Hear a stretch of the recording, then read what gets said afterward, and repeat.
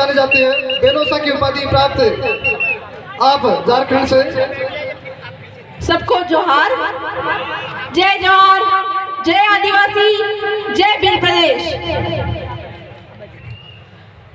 यहाँ उपस्थित हमारे गणवीर और वीरांगनाओं को मैं बहुत बहुत जोहार करती हूँ। साथ ही यहाँ पे उपस्थित गांव के गमेती पंच पटेल और मेट कोतवाल को भी बहुत बहुत जोहार करना चाहूँगी। थोड़ा सा वक्तागण डिस्टर्ब कर रहा हूँ मैं। भाइयों जो खड़े हो आप इधर आ जाओ, और जो आप लोग ऐसे अस्त व्यस्त बैठे हो थोड़ा आगे खिसको, अच्छे से शेड्यूल में बैठो ताकि जगह बचे। पीछे बहुत ज्यादा जगह की समस्या हो रही है, थोड़ा सा आगे शेड्यूल से बैठो आप लोग। इतनी सारी जगह वेस्ट मत करो। इधर भी पीछे जगह पड़ी है, थोड़ा आगे आ जाओ, शेड्यूल से बैठो थोड़ा। और आप साथी जो खड़े हो इधर आ जाओ। कितनी बार बोलना पड़ेगा आप साथी को? वहां से देख रहे हो, शर्म आनी चाहिए आप साथी को। ये बेणेश्वर की जो धरती वो शर्म महसूस कर रही होगी। पहले से एक स्लोगन बहुत जोर शोर से चल रहा है कि बेणेश्वर की 80% जमीन जो है वो आदिवासियों के नाम पे होनी चाहिए।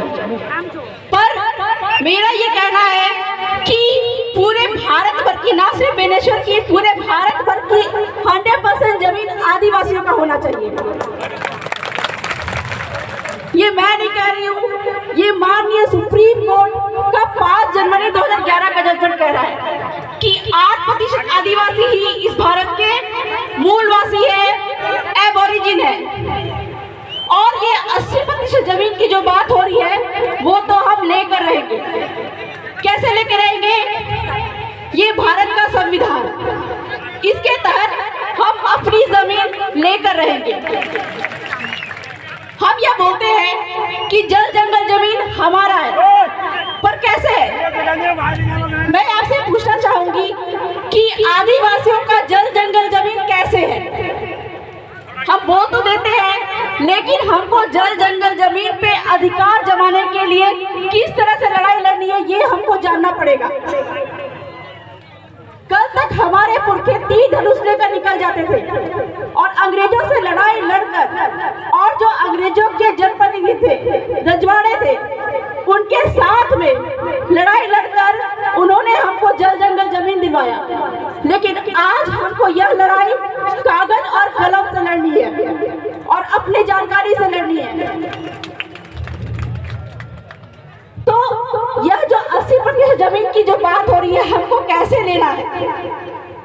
भारत के संविधान में अनुच्छेद 13(3) का उसमें यह लिखा हुआ है कि आदिवासियों की रूढ़ी प्रथा को विधि का बल प्राप्त है। तो यहाँ पे उपस्थित हमारे मेट कोतवाल जो गांव के गमेती है, उनकी वजह से हमको ये हमारी जमीन वापस मिल सकता है। और यह जो बेणेश्वर धाम है, जैसे कि कहा जाता है कि यह जमीन जो है आदिवासियों की थी और यह जमीन आदिवासियों की ही है, यह भारत का संविधान कह रहा है। और माननीय सुप्रीम कोर्ट का जो जजमेंट है, पी रम्मी रेड्डी जजमेंट, उसमें ये कहता है कि आदिवासी क्षेत्र यानी कि 5वीं अनुसूची क्षेत्र में सारी की सारी जमीन जो है वह आदिवासियों की है, किसी की नहीं है। यहाँ तक कि सरकार जो है, केंद्र सरकार और राज्य सरकार, वह भी एक व्यक्ति है और उसकी एक इंच जमीन भी आदिवासी क्षेत्र में नहीं है। यह जजमेंट सुप्रीम कोर्ट का समता जजमेंट कह रहा है। तो इस प्रकार से जब गैर आदिवासियों की या फिर सरकार की एक इंच जमीन भी यहाँ पे नहीं है, तो फिर ये बेणेश्वर धाम पे गैर आदिवासियों का कब्जा क्यों है? यहाँ पे आदिवासियों का कब्जा क्यों नहीं है? यहाँ तक कि यहाँ पे आदिवासियों का कब्जा होना चाहिए और यहाँ का ट्रस्टी जो है वो हमारे आदिवासियों को ही बनाया जाना चाहिए। तो इस जमीन पर हमको कब्जा कैसे जमाना है? संविधान के तहत, कानून के तहत हमको कब्जा कैसे जमाना है? सुप्रीम कोर्ट ने तो बोल दिया कि सारी की सारी जो 5वीं क्षेत्र की जो जमीन है वह आदिवासियों की है। तो हमारे जो पटेल गमेती है उनके द्वारा हम इस यहाँ के पूरे, मैं ये जानना चाहूंगी कि ये जो जमीन है बेणेश्वर की, यहाँ पर एक जो है हमारे पुरखे होते थे जिसको कहते हैं खून, उनके द्वारा यह पूरा का पूरा क्षेत्र बसाया गया होगा। जानकारी लिया तो मालूम चला कि यहाँ पे कटारा गोत्र के लोग यहाँ पे सर्वप्रथम आए थे और ये जो गांव है नवा गांव, यह गांव जो है कटारा गोत्र के द्वारा बसाया गया था। इस प्रकार से जब हमारे बाप दादा यहाँ पे आए थे, कटारा गोत्र के आए थे, इस प्रकार से नदी पहाड़ जंगल आदि का सीमाना तय करके ये गांव को तय किया था। और आपको यह जमीन कहाँ से मिलती है? यह जो जमीन हमको मिलती है वो बाप के बाप के बाप के बाप से मिलती है। आज भी वंशावली में हमारे बाप के बाप के बाप का नाम लिखा हुआ होता है।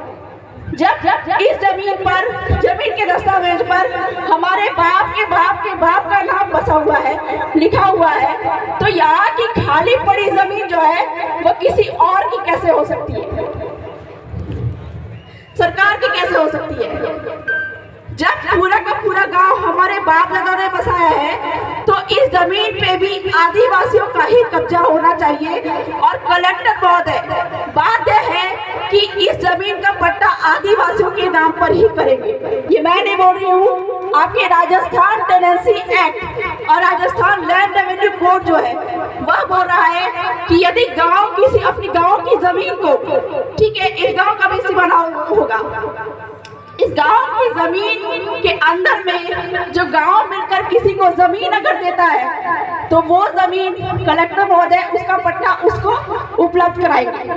लेकिन हमारे जो कलेक्टर महोदय है वह संविधान कानून का उल्लंघन कर रहे हैं। तो इस प्रकार से आदिवासी समुदाय को संविधान के अनुच्छेद 13 का उपयोग करना आना पड़ेगा, क्योंकि आदिवासी आज जाग गए हैं। और इस प्रकार से संविधान का उपयोग करके हमको ना सिर्फ 80% बल्कि 100 का 100% जमीन यहाँ पे हमको चाहिए।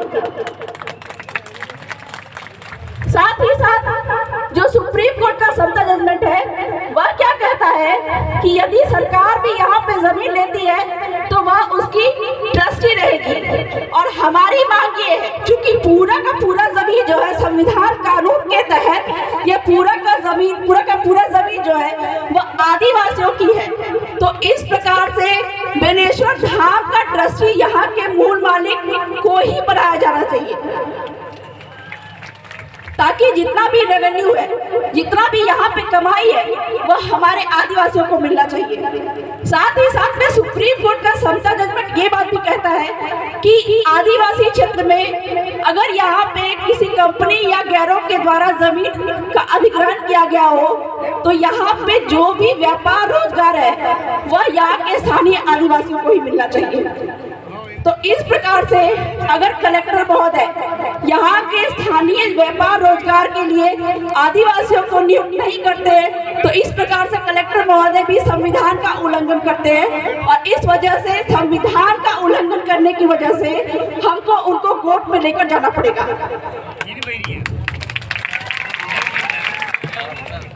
तो बहुत सारे वक्ता है, मैं बहुत ज़्यादा तो नहीं बोलूँगी, बोलने के लिए तो बहुत सारी बातें हैं, संविधान की बातें हैं, कानून की बातें हैं, जिसके तहत आदिवासियों को अपने जल जंगल जमीन पे कैसे अधिकार प्राप्त हो सकता है, ये सब की जानकारी बिल्कुल मतलब हो सकती है लोगों को। लेकिन चूंकि वक्तागण बहुत है इसीलिए मैं अंत में यही कहना चाहूँगी कि अपने हक अधिकारों को संविधान में लिखित जो कि हमारे बाप दादाओं ने हमको देकर रखा है, ठीक है, अंग्रेजों से रजवाड़ों से लड़ाई लड़कर हमको ये अधिकार दिलाया है, इस अधिकार को हर एक लोगों को जानने की आवश्यकता है, जिससे कि ना सिर्फ 80% बेनेश्वर की जमीन बल्कि पूरे का पूरा भील प्रदेश की 100% जमीन भी आदिवासियों के नाम पे हो जाए। जय जोहार, जय आदिवासी, जय भील प्रदेश।